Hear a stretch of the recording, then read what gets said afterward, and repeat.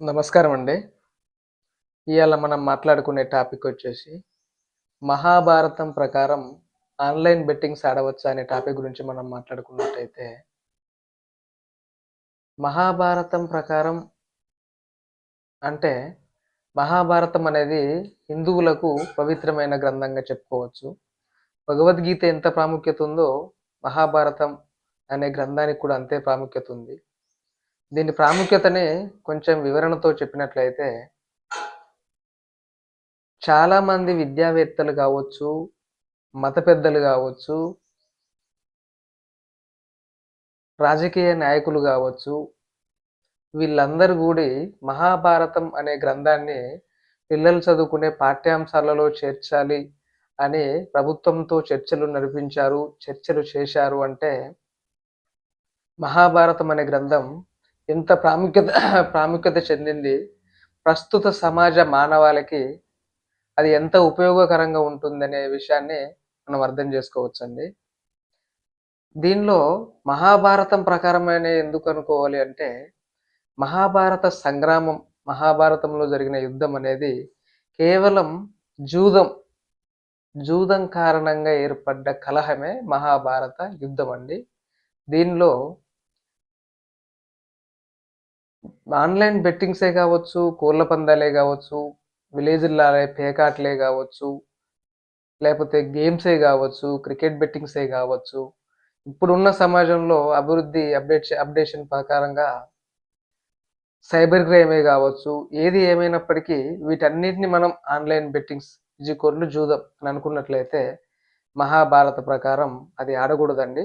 అది ఆడినందుకే మహాభారతంలో శ్రీకృష్ణుడు ఆ జూదం ఆడే సమయంలో, ఆ సభలో ఎంతమంది ఉంటే అంతమందిని ఉద్దేశపూర్వకంగా ఒక ప్లాన్ జేసి, అవతల పక్షం వాళ్ళు ఎన్ని శక్తులు కలిగి ఉన్నప్పటికీ వాళ్ళందరినీ చంపేసిండండి. అందుకనే మహాభారతం ప్రకారం మహాభారతం ప్రకారం ఆన్‌లైన్ బెట్టింగ్స్ జూదం ఆడకూడదని నేను చెప్తున్నాను. అసలు బెట్టింగ్స్ అంటే ఏంది? ప్రస్తుత సమాజంలో యువత ఎందుకు బెట్టింగ్స్‌కి ఎళ్ళిపోతుంది అంటే, ఈజీ మనీ అయితే ఏదైతే ఉందో, డబ్బుని ఈజీగా డబ్బు అనేది ఎవరికైనా అవసరమండి. ఇప్పుడు ఉన్న దాంట్లో డబ్బు ప్రాముఖ్యత ఎక్కువుంది అన్నిటికంటే. ఇప్పుడు డబ్బు సంపాదించే మార్గాల్లో ఎక్కువ మంది యువత బెట్టింగ్స్‌ని చూసుకోవడానికి కారణం ఈజీగా డబ్బు సంపాదించాలనే ఆశతోటి వస్తున్నారండి. ఈజీగా వచ్చేది ఏది నిలవదండి. ఈ ఈజీగా దీంట్లో ఈ బెట్టింగ్స్ కూపన్‌లోకి దిగి చాలామంది కుటుంబాలు, భార్య, పిల్లలు, తల్లిదండ్రులు రోడ్డు మీద పడి రోడ్ల పాలవుతున్నారండి. అంత ప్రమాదకరమైనదిగా ఇప్పుడు ప్రస్తుత సమాజంలో అంత ప్రమాదకరంగా తయారైంది. అది బెట్టింగ్ అనేది ఏందంటే, మనకి ఈజీ మనీ ఇస్తామని చెప్పి దాంట్లో దింపిన తర్వాత, మనకున్న డబ్బు, మనకున్న భూమి, మనకున్న కార్లు, మన పరిచయస్తుల దగ్గర నుంచి తీసుకున్న అప్పు, ఇదంతా కలిపి బెట్టింగ్స్‌లో అంతా సర్వస్వం కోల్పోయే రకంగా చేసేదే బెట్టింగ్స్ అండి. ఇది 100% ఆడకూడదు. మహాభారతంలో కౌరవులు, పాండవుల గురించి ఒక 2 నిమిషాలు చెప్తా అండి. కౌరవులు ధృతరాష్ట్రుని పుత్రులు 100 మంది. వీళ్ళు రాజ్యంలోనే జన్మించి రాజ్యభోగాలు, సుఖాలు, ఆనందాలు, సంతోషాలు తన తండ్రితో అన్నీ అనుభవించిండ్రండి. ఇంకొక పక్షం చూసుకున్నట్టయితే పాండవులండి. పాండవుని కుమారులు 5గురు. యుధిష్ఠిరుడు అంటే ధర్మరాజు, భీముడు, అర్జునుడు, నకులుడు, సహదేవుడు. వీళ్ళు కురు రాజ్యానికి రాజులు, రాకుమారులు. అయితే ధృతరాష్ట్రుడు, పాండురాజులో ధృతరాష్ట్రుడు పెద్దోడు, పాండురాజు చిన్నోడండి. ధృతరాష్ట్రునికే రాజ్య పట్టాభిషేకం చేస్తామంటే, ధృతరాష్ట్రునికి పుట్టంతుడు కావడం వల్ల అతనికి రాజ్యాభిషేకం చేయలేదు. తర్వాత పాండురాజుకే చేశారండి. పాండురాజు కొన్ని సమస్యల వల్ల చనిపోయిన తర్వాత ధృతరాష్ట్రుడిని ఆపద్ధర్మము లేకపోతే నియమిత రాజు అన్నట్టు నియమిత రాజుగా చేస్తాడు. ఈ సందర్భంలో ధృతరాష్ట్ర పుత్రులు రాజ్యంలోనే పుట్టి, రాజ్యంలోనే తింటూ, సుఖాలు, సంతోషాలు అనుభవిస్తూ, కష్టమంటే ఏందో తెలియకుండా వీళ్ళు పెరిగారు. ఇటుపక్క పాండవులు చూసుకుంటే, పాండవుడు స్వయంగా పట్టాభిషిక్తుడైన రాజండి. అయినప్పటికీ వీళ్ళకు రాజ్యం ఇయ్యకూడదు, నా కొడుకులకే రాజ్యం ఇవ్వాలి అనే దురుద్దేశంతోటి ఎన్నో కష్టాలకు గురి చేస్తారండి. ఆ కష్టాలేంటి అనేది చెప్పే ముందు అసలు పాండవులనేది దైవ అంశ అండి. ఐదుగురు కూడా దైవ అంశతో జన్మించినోళ్ళు. యుధిష్ఠిరుడు అంటే మనం చెప్పుకునే ధర్మరాజు అనేటటువంటి ఆయన యమధర్మరాజు వంశగా పుట్టిండండి. అతను కేవలం ధర్మాన్నే ఎక్కువగా జపిస్తాడు. ఇంకా చూసుకున్నట్టయితే భీముడు వాయుదేవుని అంశ, అర్జునుడు ఇంద్రుని అంశ, నకులుడు సహదేవుడు అశ్వని దేవతల అంశ అండి. స్వయంగా దైవ అంశాలతో పుట్టినప్పటికీ కూడా వీళ్ళు అనేక కష్టాలు పడ్డారండి. పాండవుల పుత్రులను రాజ్యం నుంచి బహిష్కరించాలి, ఈ రాజ్యానికి రాజులను చేయకూడదనే ఉద్దేశంతోటి భీమునికి విషం పెట్టి ఆ నదిలో తొయ్యడం గాని, లక్క ఇంట్లో పెట్టి తగలబెట్టడం గాని, రకరకాల ప్రయత్నాలు చేస్తారండి. ఏం చేసినప్పటికీ కూడా పాండవులు ధర్మాన్ని విస్మరించకుండా ఉంటారు. అయితే ఇందులో మనం మెయిన్‌గా ఇప్పుడు బెట్టింగ్స్‌కి సంబంధించి చూడాలంటే, ఒక మనిషి దగ్గర నుంచి తన సమస్తాన్ని లాక్కోవాలి, సమస్తాన్ని దోచేయాలి అంటే ఏ రకంగా దోచేయలేరండి. ఒక్క జూదం ఆడితేనే దోచేస్తారు అనేది ఇప్పుడు నేను చెప్పబోయే విషయం. ఎట్లా దోచేస్తారు? జూదం తోటి ఎట్లా అయితది అంటే,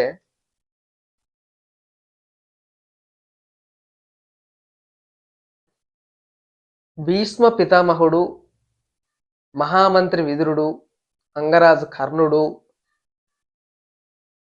పాండు యువరాజుల మాత కుంతిమాత వీళ్ళందరూ కలిసి పాండవులకు పట్టాభిషేకం చేసినా చేసేయకపోయినా వాళ్ళకు ఒక అర్ధరాజ్యం ఎత్తి సత్కరించాలి అని ఒక పెద్ద ధర్నా చేసిండండి.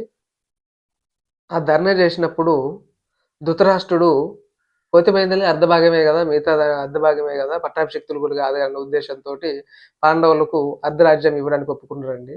ఒప్పుకున్నప్పుడు సభలో ధృతరాష్ట్రుడు పాండవులతోటి ఇట్లా అన్నాడండి, మీరు ఏదో ఒక ప్రాంతాన్ని కోరుకోండి, ఆ ప్రాంతం మీకు ఇస్తా అని అన్నాడండి. అన్నప్పుడు దీంట్లో మనకు యుధిష్ఠిరుడు అంటే ధర్మరాజు ఔన్నత్యం గొప్పతనం అని అర్థమవుతుందండి. ఎన్నో సంపన్న రాజ్యాలు, ధనరాశులు, ధన భాండాగారాలు, పశుపోషణ, పాడి పరిశ్రమ ఇటువంటి ఉన్న అనేక రాజ్యాలు, అనేక ప్రాంతాలు ఉన్నప్పటికీ ఇవేం మాకద్దు, మాకు ఖాండవ ప్రస్థం అనే ప్రాంతం ఇవ్వండి అని ఆ సభలో వీళ్ళు కోరుకుంటారండి. అయితే ఖాండవ ప్రస్థం గురించి ఒక్క నిమిషం మాట్లాడుకుందామండి. ఖాండవ ప్రస్థం అనేది జనసంచారం లేని ఒక ప్రాంతం అండి. అక్కడ ఒక వర్షపు చుక్క కూడా పడదు. అలాగే అక్కడ నాగులు, తక్షకుడు అనే ఒక నాగులు అక్కడ ఉంటాయండి. మానవుల్ని లోపలికి రానివ్వరు, ఆ ప్రాంతంలోకి రానివ్వరు. అక్కడ నీరుండవు. జీవనానికి అనుగుణంగా అసలే ఉండదు.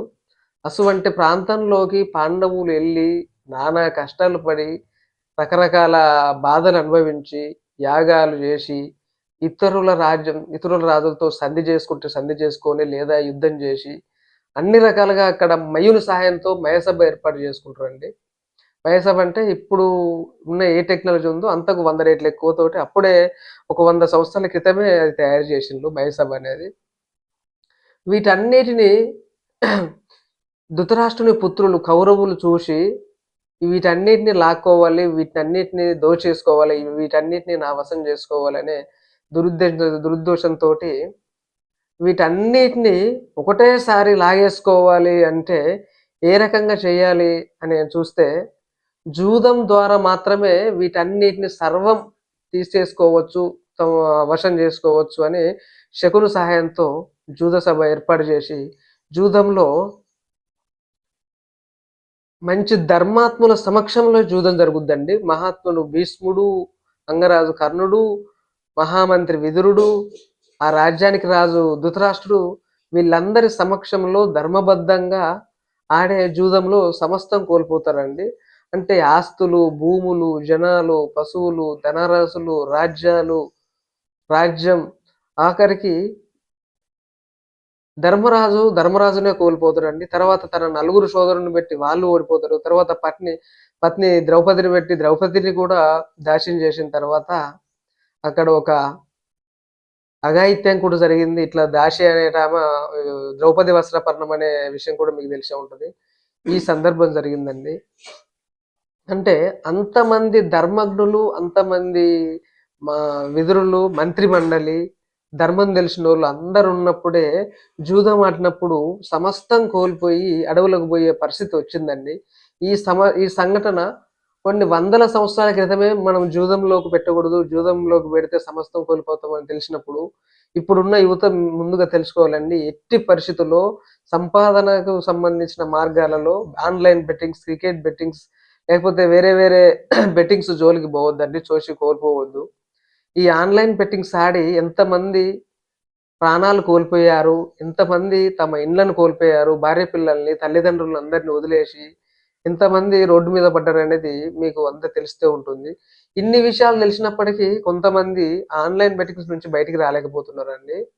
దయచేసి ఆన్‌లైన్ బెట్టింగ్స్ వల్ల పతనం అవ్వడం తప్పిస్తే వేరే ఒకటి లేదండి.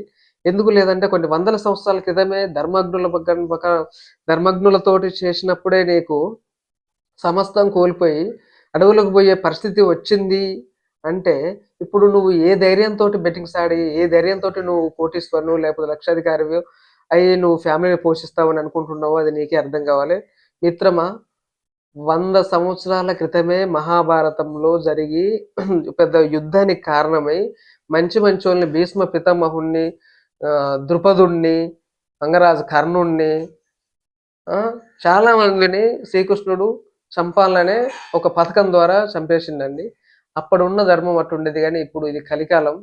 ఈ కలికాలంలో నువ్వు నాశనమైనా, నీ ఫ్యామిలీ నాశనమైనా అనవసరం. నా బతికేంది, నేను మంచిగున్నానా, నాకు హ్యాపీగా ఉన్నానా అనేది చూసుకునే కాలంలో నువ్వు ఏ రకంగా కూడా ఆన్‌లైన్ బెట్టింగ్స్ తోటి నేను ఇది చేస్తా అని నేను డబ్బులు సంపాదించుకుంటా అనేది తప్పు.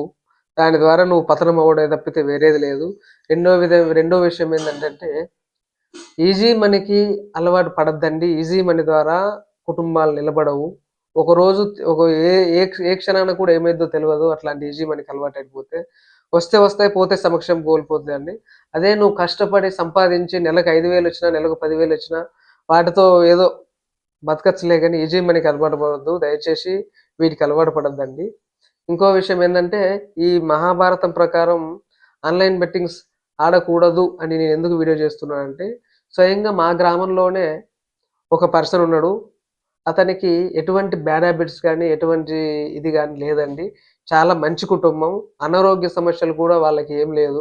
అటువంటి మనిషి ఏ రకంగా ఆయనకు ఇట్లా ఆన్‌లైన్ బెట్టింగ్స్ ఆడడం ఎవరు నేర్పించారో ఏమైందో తెలవదులే గానీ, రూ. 20,00,000 ఆన్‌లైన్ బెట్టింగ్స్ ద్వారా పోగొట్టుకున్నాడండి. బిలో పోవర్టీ లైనోళ్ళకు రూ. 20,00,000 అంటే పెద్ద పెద్ద మొత్తం. అదే పేదోళ్ళకు దినసరి కూలి చేసేటోళ్ళు ఎంత కష్టపడితే అంత అమౌంటు ఎర్న్ చేస్తారు, ఎన్ని సంవత్సరాలు కష్టపడారనేది మనం అర్థం చేసుకోవచ్చు. అట్లా చేసుకున్న అతను సంపాదించిన డబ్బునే గాకుండా తనకు పరిచయం ఉన్న ప్రతి ఒక్కరి దగ్గర నుంచి అప్పులు చేసి, బంధువుల దగ్గర నుంచి, తెలిసిన ఫ్రెండ్స్ దగ్గర నుంచి వాళ్ళందరి దగ్గర నుంచి అప్పులు చేసి సర్వస్వం కోల్పోయిండండి. పోయి తర్వాత ఒకసారి మర్డర్ అటెంప్ట్ కూడా ట్రై చేసి దాని నుంచి బయటపడి ఇప్పుడు వేరే ఊరెళ్ళి కూలి పని చేసుకుంటూ జీవనం సాగిస్తున్నాడండి. ఆ అప్పుల బాధలకు వాటికి వీటికి చేస్తున్నాడండి.